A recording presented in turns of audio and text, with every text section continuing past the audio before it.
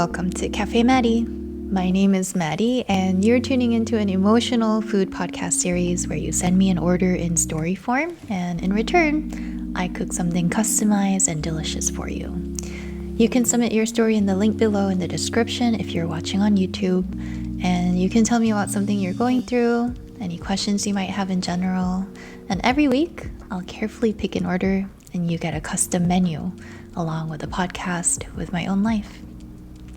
Before we start, I just want to thank you so much for your response, ratings, feedback on the last episode.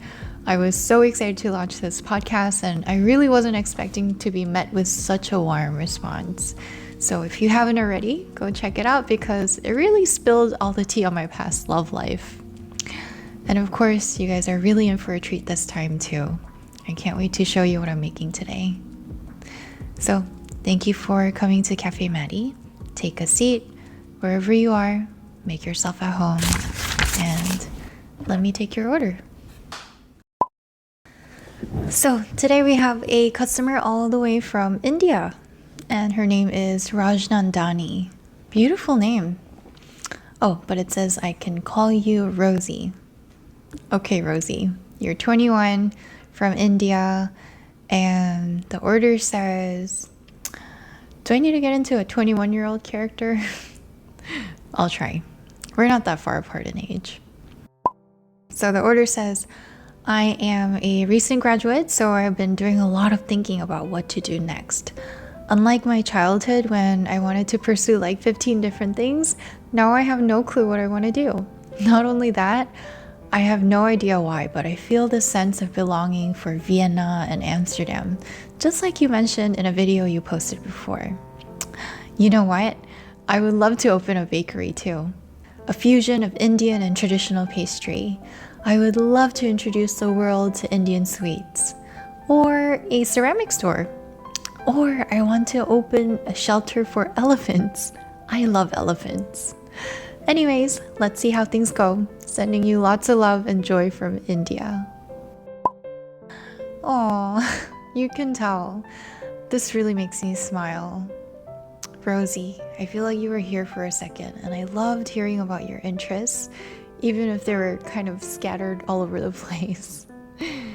And I feel like in a day-to-day conversation with anyone, there's nothing like the feeling when someone opens up to you about their dream. It makes you feel a lot more close to them, and you just kind of get to know something so pure about them, you know? So, Rajnandani, I hope I said that right. She watched one of my videos. I'm assuming the one I posted on Instagram a while back, where I talk about how I actually don't believe in having a set dream or goal, to be exact. It might be an unpopular opinion, but having this crystal clear goal in your life, in my opinion, is completely overrated. You don't need a dream. And this episode is especially for people who have no idea what their dream is and been feeling lost about not having a set goal in life. And the world will often tell you, if you don't have goals, you're not making progress. But I'm here to say it's not true.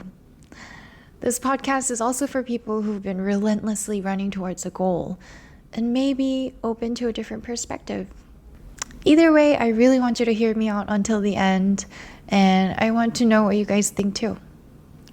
But before we get into it, Rosie, let me show you our Cafe Maddy special today, a menu I came up with just for you. Today for Rosie, I'm making kimchi grilled cheese paired with roasted tomato soup. Why kimchi grilled cheese for a podcast about dreams? Because the very first time I had this grilled cheese was in Amsterdam, where I've always dreamt about living in for a long time. Now, the first time I was in Amsterdam, I fell in love with it, and I decided one day I want to move here.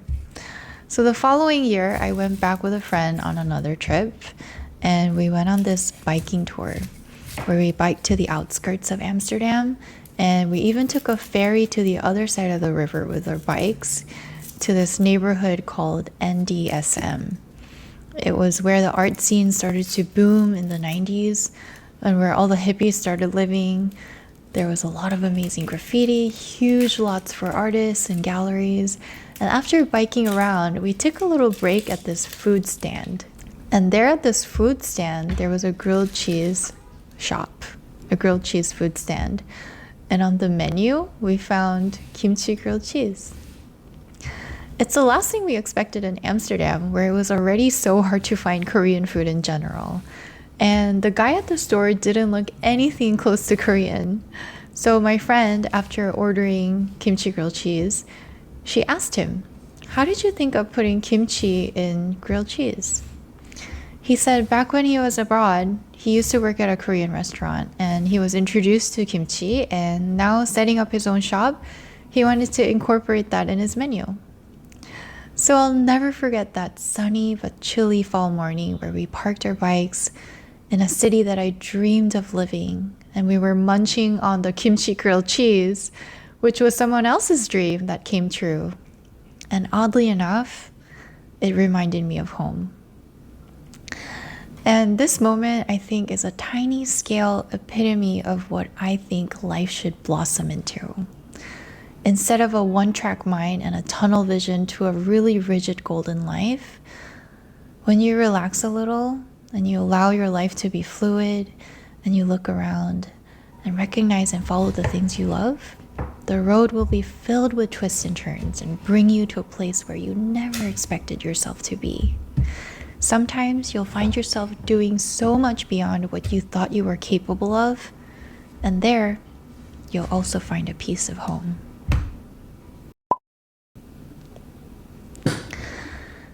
For a long time, I was in no position to freely dream at all. I was already in dental school. I took the path as a dentist. Tuition was paid for or loaned from a bank, and I was a first-generation immigrant. It was never my dream to become a dentist. When I was 18, my mom actually sat me down and she said, "You should really think about taking a safe and stable path because we're first gens here, like first generation immigrants." And at 18, I also had no idea what I wanted, nor did I have the self-awareness to say, I'm going to explore and find what I want in life. So I took on this really set path to become a dentist. And early on, the trajectory of my life was pretty set for like the next 30 years until I paid out all my loans. And of course, I'm not complaining. It's an amazing privilege to be a dentist, don't get me wrong. It costs a lot of money to become a dentist, and it also makes a lot of money too. But I knew there were other things that undeniably rattled my heart. And secretly, I had so many dreams. I wanted to be an artist, living in Amsterdam, traveling Europe. I wanted to be a radio DJ, which I guess I'm kind of doing in a sense. But back then, all of it was wishful thinking. So I hated talking about this daydream of mine because it always left me kind of sad in my reality. When someone asked me, "What's your dream?" I hated talking about these goals and dreams that seemed too far from the life I had already chose. I was already too many steps into becoming a dentist. But there's one thing I started doing when I was 24. When I look back on it, this mentality I had back then had a rippling effect to where I am now. I still stand by this mindset and lifestyle, and I still practice it. So when I was 24, something clicked in me and I unleashed all my suppressed creative endeavors. I launched all the passion projects I wanted to start, and a few years down, I started cooking, filming, and vlogging. Then I found myself teaching kimchi classes online, and I met so many different people in the creative field along the way. I founded and led Cafe Maddy Cab, an initiative to keep Asian people safe in New York City.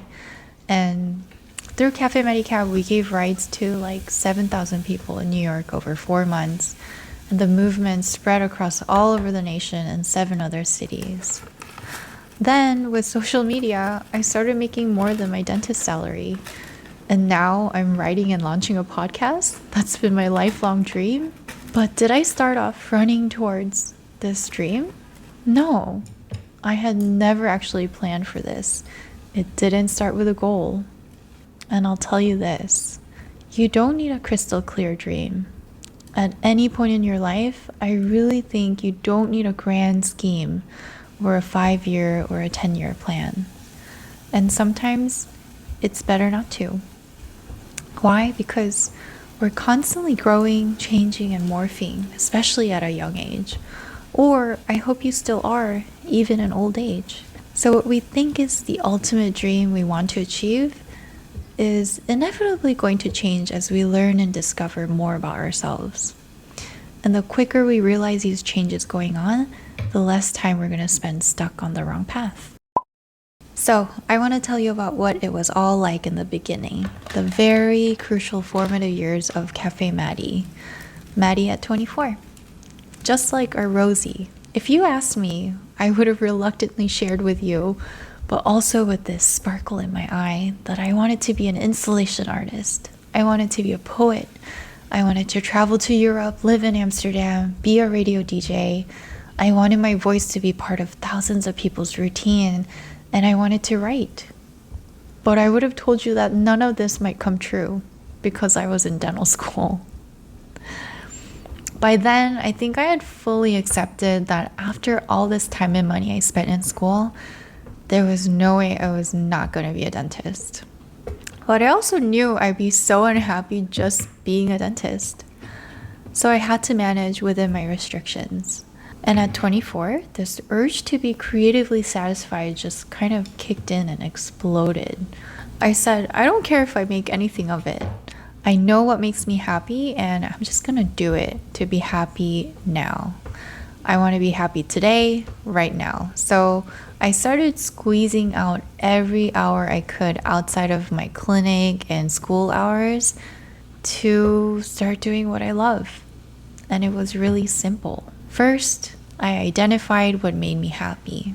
And I realized that in the midst of my super stressful dental school life, I found these pockets of joy in New York that I couldn't replace with anything else. And that was art. And once I identified what made me happy, I wanted to experience more of it rather than to make something out of it. So between my classes and my clinic hours, I started to go to a lot of art galleries and exhibits. And what happens when you consume so much art is now you want to create, like you want to kind of regurgitate the inspiration. And the more you hold off on it, the more you feel this like creative burden. You kind of feel like an itch to create. So I had a camera and I decided to try photography. I set aside maybe 1 or 2 hours a week where I just go outside with my camera to shoot around the neighborhood. I think it was Thursday afternoons. So no matter what was going on, I dropped what I was doing and I'd go outside with the sole intention to take photos. It's not that I wanted to get better at photography or become a photographer even. I wasn't even tracking my progress, but I just knew that I loved doing it. And what else did I love? I also loved poetry, and I started to write a lot around the same time. And then someone suggested that I pair my poems with the photos. I thought that's a pretty good idea.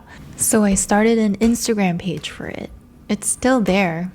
I was shooting in Alphabet City in New York, so I called it strictly ABC. And this was actually a very, very, very crucial step for me, making an Instagram page. It didn't matter how many followers, how many likes, it was my outlet. And here's the thing, once I had a tangible project, like a blog page or an Instagram page, I had something to talk about and show other people. Like I'd meet up with friends and they'll ask, what's new? What have you been up to? And I'll pull up this page and I'll start talking about it. And they'd see me come alive, my eyes sparkle, and they could tell something was up because usually I always look super tired and dead from school. And another thing that's important here is that I loved my own work. I didn't start the project to be perfect, to impress anyone, to become big and famous or whatever. I did it to be happy. So I loved every photo that I posted, every poem I wrote, and I thought it was pretty good. And it didn't matter who was acknowledging it or if it actually sucked. It was something really special I was doing for myself and myself only. and it made me so happy. And this helped me with two things. One, to be consistent. I made it super easy for myself. Very simple setup, same neighborhood every time, same day of the week, just for 1 hour. And because I didn't really put a lot of pressure on myself or commit to something crazy and undoable, I kept at it. And two, it allowed me to confidently bring it up to other people, to genuinely share that this was what I was up to. It was plain and simple, and it was easy because I loved my own work and I didn't care what other people thought about it. And you would be surprised how much this project helped me connect with creative people instantly. My friends who were interested, they started to join in on the shoots. We would go around on a photo walk and we'd just hang out, talk about photography, writing. And this was the first time I felt like I had a creative community. It was just me and my two friends at first, and then it became 3, 4, and 5. And some of my friends and I even decided to have like a little writing retreat. We set up a time, place, and decided to get together and spend a few hours writing. And we ended up taking a bunch of portraits too. And naturally, talking to a lot of other people expanded my interest. I met some friends interested in film and video, and that's how I picked up video and vlogging too. And that's what led me to everything else.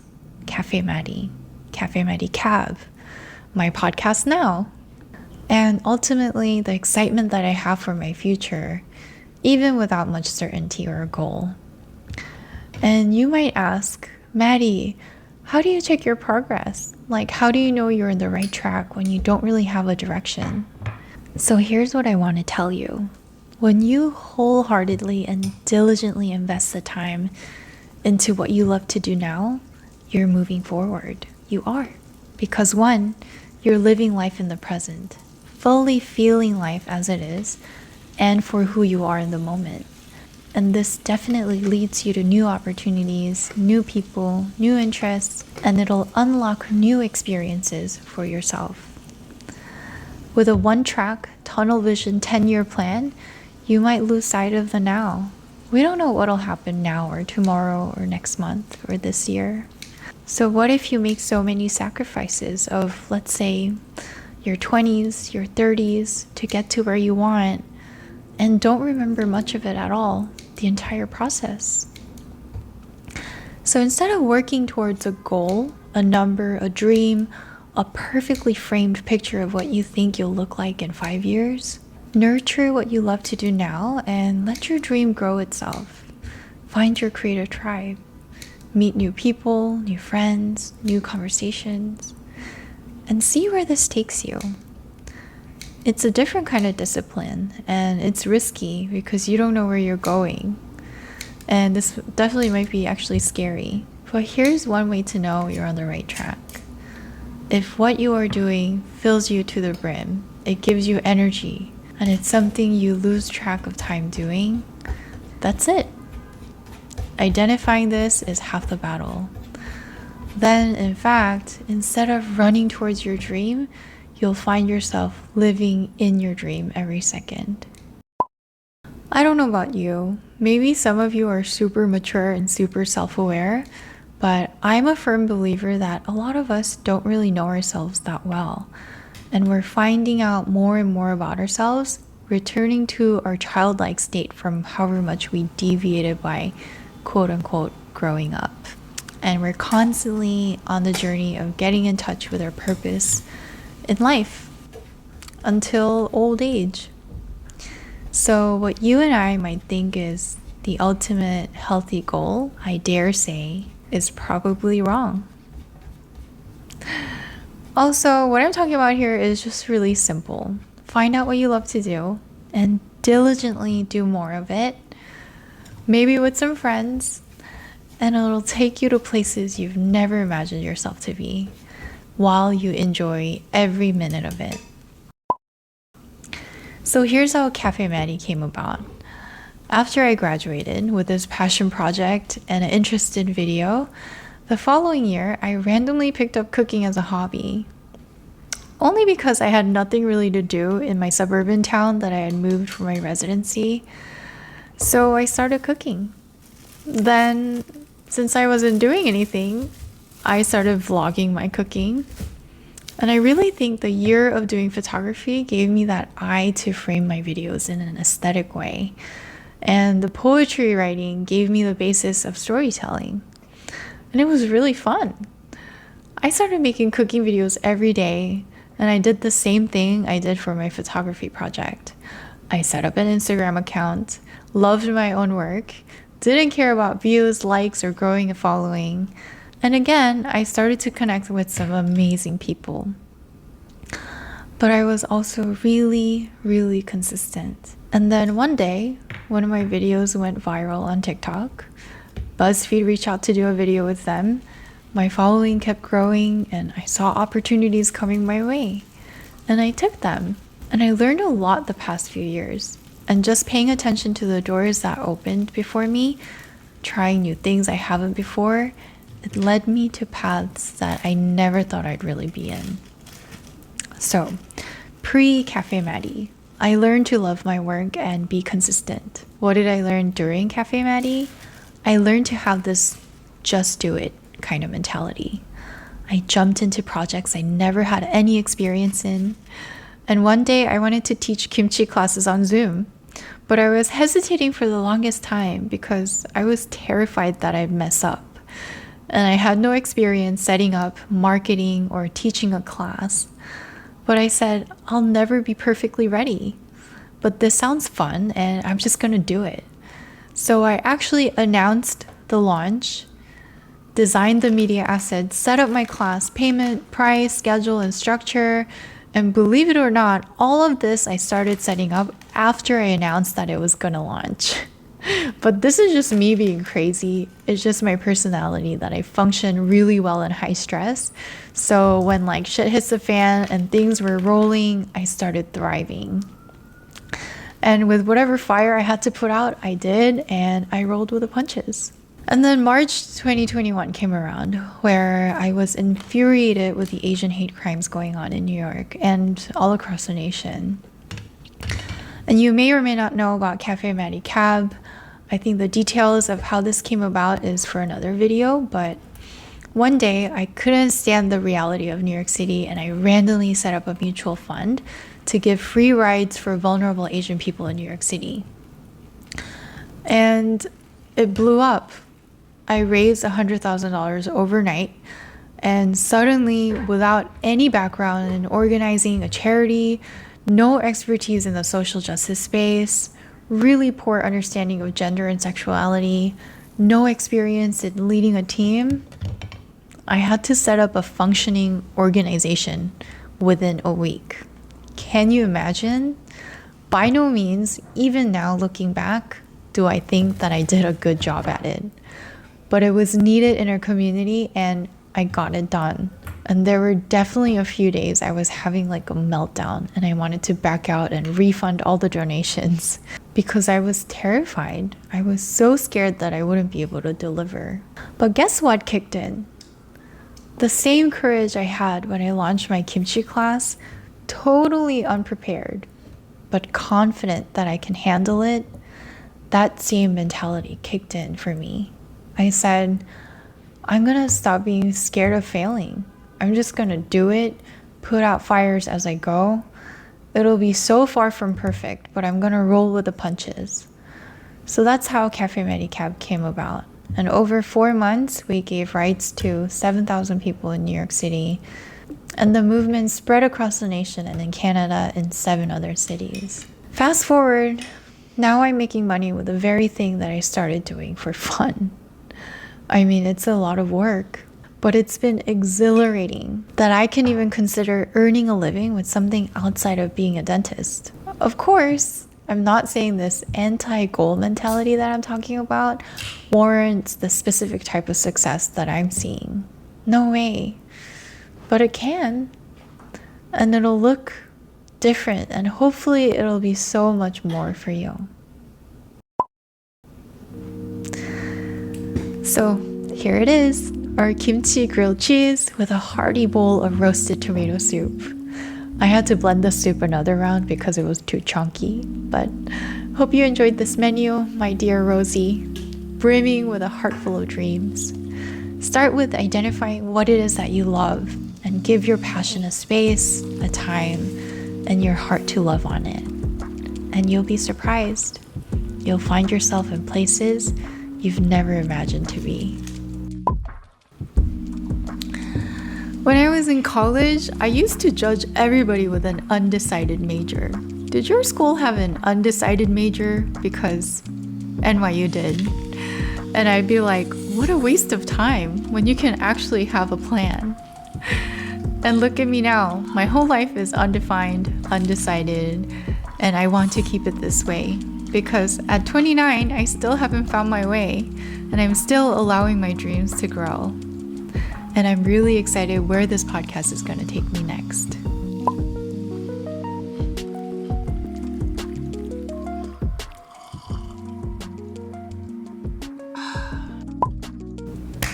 I hope you guys enjoyed this episode. If you'd like to leave a comment or a review of the episode, please feel free to comment down below if you're watching on YouTube. You can also rate the podcast on Apple Podcasts, and this podcast is available on Spotify and Apple Podcasts under the name The Cafe Maddy Podcast. So you guys know the usual. Please like, share, and subscribe. And of course, most importantly, turn on the notifications so that you stay tuned for next week, same day, same time. The podcast goes live on Friday mornings at 11 a.m. And you can find the podcasts on any other platforms at the same time as well.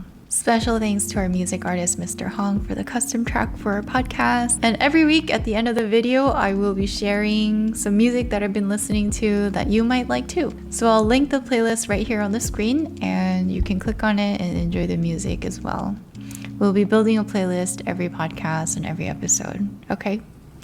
Thanks for coming by to Cafe Maddy, and good night!